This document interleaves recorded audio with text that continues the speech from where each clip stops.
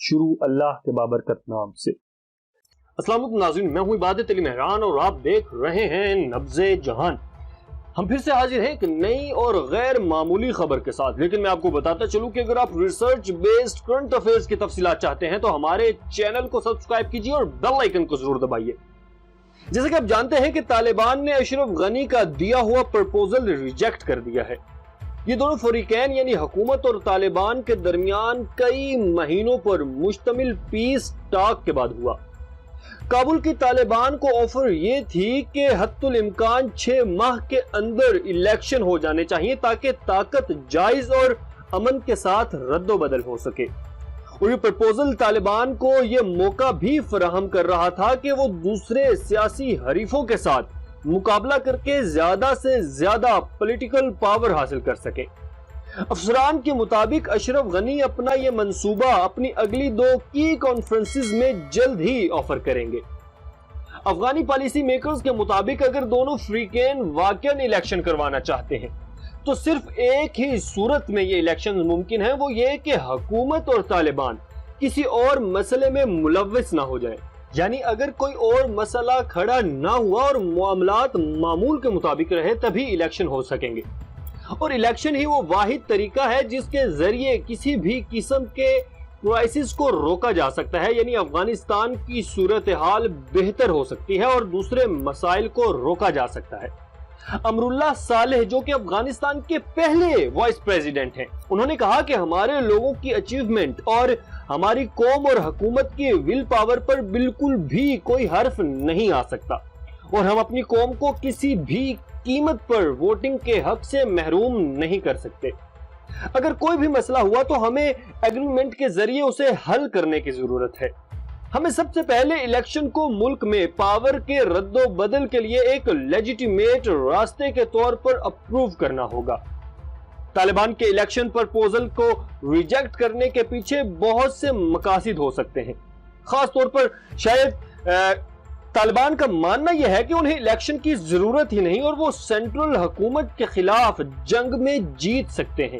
اور یہ ایک حقیقت ہے کہ طالبان اس وقت حکومت سے کہیں زیادہ پاور میں ہے اور اقتدار تک پہنچنے کے لیے کسی قسم کے الیکشن کی طالبان کو ضرورت نہیں ہے۔ ناظرین، اگر افغانستان کی صورتحال کو مد نظر رکھیں تو یوں لگتا ہے کہ افغان طالبان جو کہ مین فائٹرز ہیں کہ ایٹونومی یعنی خود مختاری چاہتے ہیں اور اسی لیے مرکزی حکومت کے خلاف ہیں اور ملٹری پاور پر یقین رکھتے ہیں۔ جیسا کہ اس وقت افغانستان میں کئی مسلح گروہ موجود ہیں اور ایک دوسرے کے ساتھ حالت جنگ میں ہیں، لیکن طالبان کا موقف ان دیگر لڑاکا گروہوں سے مختلف ہے۔ طالبان اور امریکہ کے درمیان پچھلے سال جو ڈیل سائن ہوئی تھی اس کے مطابق یو ایس کی ملٹری کو 1 مئی تک افغانستان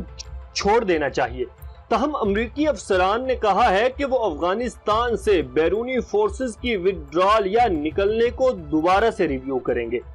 اگر امریکی افسران کی ریویو کرنے والی بات کو دیکھا جائے تو ایک وضاحت یہ بھی ہو سکتی ہے کہ موجودہ امریکی حکومت اپنی بات سے پھر جائے تو اس کے رسپونس میں طالبان ملک میں حملے اور بومبنگ جیسی کارروائیاں بڑھا سکتے ہیں۔ اس کے بعد ایسی صورتحال میں افغانستان کے لوگ جو چاہتے ہیں کہ وہ صرف اور صرف تمام پلیئرز کی جانب سے سچی اور ایماندارانہ کارکردگی ہے تاکہ قوم کی خواہش کو عزت دیتے ہوئے تباہ کن جنگ کے بعد ٹوٹے پھوٹے افغانستان میں امن اور پائیداری لائی جا سکے۔ ناظرین، طالبان اور افغان حکومت کے درمیان مہینوں کے امن مذاکرات کوئی خاص فائدہ نہیں دے پائے۔ بیرونی مداخلت کے بعد افغانستان کو اب دوبارہ سے ریکوری کے لیے کافی وقت درکار ہے۔ ایسے میں امریکہ کی طرف سے کیے گئے وعدے بھی خاک ہوتے نظر آ رہے ہیں، جیسا کہ امریکہ نے مئی 2021 میں مکمل طور پر افغانستان سے نکلنے کا معاہدہ کیا تھا، لیکن اب اس معاہدے کی شرائط اور افغانستان سے اخراج پر نظر ثانی کے بیانات سامنے آ رہے ہیں۔ اس کے علاوہ افغانستان کی سیاسی صورتحال کا جائزہ لیتے ہوئے بھی افغانستان کی ریکوری میں تاخیر کے اثرات واضح دکھائی دیتے ہیں۔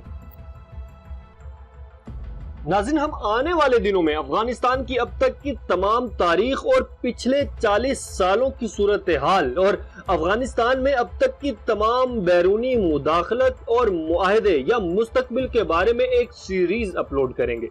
تو ہمارے ساتھ رہیے اور ہمارے چینل کو سبسکرائب کیجئے اور بیل آئیکن کو ضرور دبائیے تاکہ آپ کو تمام نوٹیفیکیشنز ملتی رہیں۔ اب تک کے لیے اتنی، اپنا بہت زیادہ خیال رکھیے گا اور اپنے پیاروں کا خدا حافظ و نگہدار۔